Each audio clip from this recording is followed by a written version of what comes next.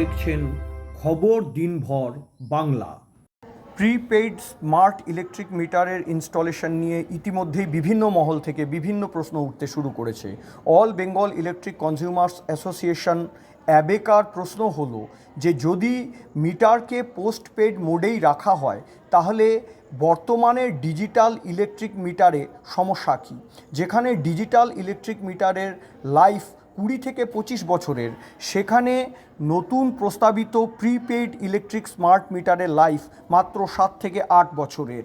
বর্তমান ডিজিটাল মিটারের ভাড়া গৃহস্থের ক্ষেত্রে যেখানে মাসে মাত্র 10 টাকা, সেখানে নতুন স্মার্ট মিটারের ভাড়া হবে ন্যূনতম 100 টাকা। স্মার্ট প্রিপেইড ইলেকট্রিক মিটার ইনস্টলেশনকে কেন্দ্র করে আগামী 23শে জুন সারা বাংলা প্রতিবাদ দিবস পালন করার ডাক দিয়েছে অ্যাবেকা।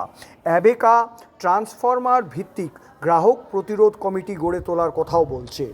খবর দিনভর বাংলার পক্ষ থেকে আমি আনন্দ।